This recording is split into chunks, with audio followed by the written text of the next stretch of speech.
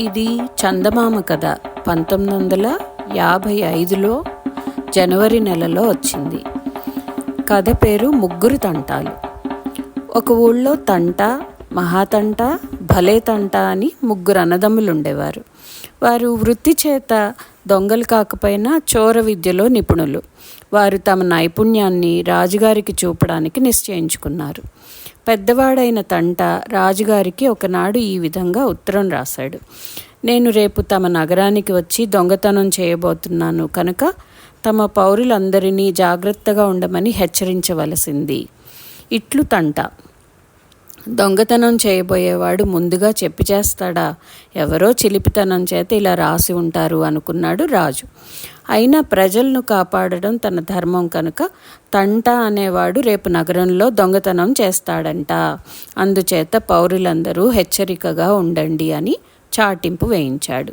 చాటింపు వినగానే ప్రజలు తమ సొత్తును భద్రపరుచుకున్నారు.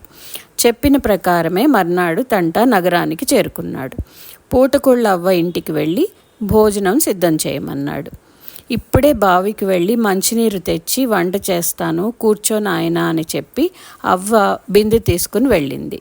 వంట అయినాక భోజనం చేస్తూ తంట విశేషాలు ఏమిటవ్వా అని అడిగాడు. ఎవరో తంట అనేవాడు వచ్చి ఊళ్ళో దొంగతనం చేస్తాడట, చాటింపు వేశారు, డబ్బున్న వాళ్ళంతా హడలి చేస్తున్నారు అన్నది అవ్వ. తంట భోజనం చేసి అవ్వకు ₹1 ఇచ్చాడు. ఒకటి అంటూ అవ్వ ఆ రూపాయిని పిడతలో వేసింది. తంట పూటకోళ్ళ ఇంటి నుంచి ఒక పెద్ద దుకాణానికి వెళ్ళాడు. శ్రేష్ఠి గారు తమలపాకుల మోద ఎంత చేసి ఇస్తున్నారు అని అడిగాడు. చవకే నాయనా 4 అణాలు అన్నాడు శ్రేష్ఠి. ఇదిగో పావులా, మోదలో 300కు 1 ఆకు తక్కువ ఉంటే నేను ఒప్పను. ముందు నాకు అవసరానికి 25 ఆకులు ఇవ్వండి, మిగతావి మళ్ళీ వచ్చి తీసుకుపోతాను. ఇప్పుడు నేను వేరే అవసరమైన పని మీద పక్క బజారుకు పోతున్నాను అన్నాడు తంట.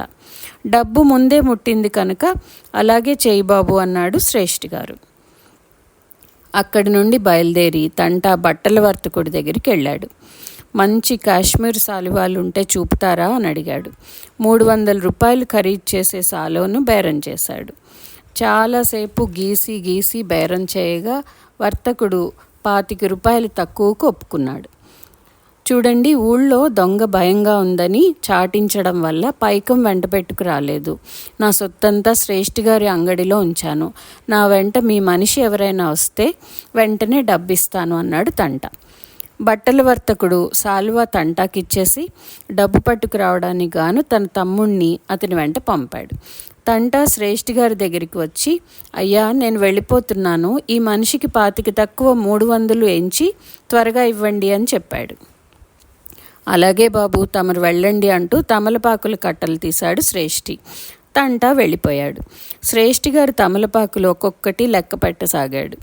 వర్తకుడి తమ్ముడు, శ్రేష్ఠి గారు నన్ను త్వరగా పంపరా, అవతల బోల్డంత పని ఉంది అన్నాడు. నీ పనే గదయ్యా చూస్తున్నాను అన్నాడు శ్రేష్ఠి. తమలపాకులు లెక్క పెడుతూ నా పని చూస్తున్నానంటావయ్యా, ఏమిటయ్యా అన్నాడు వర్తకుడి తమ్ముడు. ఇద్దరూ ఘర్షణ పడ్డారు. ఆ మనిషి మాకు 25 తక్కువ ₹300 బాకీ అన్నాడు వర్తకుడి తమ్ముడు. నేను ఆయనకి ఇవ్వాల్సింది 25 తక్కువ 300 తమలపాకులు, రూపాయలు నేనెక్కడ తెచ్చిచ్చేది అన్నాడు శ్రేష్ఠి. ఇద్దరూ తగవులాడుకుని న్యాయం కోసం రాజుగారి దగ్గరికి వెళ్ళారు. రాజుగారు జరిగిందంతా విని ఇది తంటా చేసిన పనే అని ఊహించి నష్టం ఇద్దరిని సమంగా భరించమన్నాడు. ఆ రోజు సాయంకాలానికల్లా రాజుగారికి మరొక లేఖ వచ్చింది.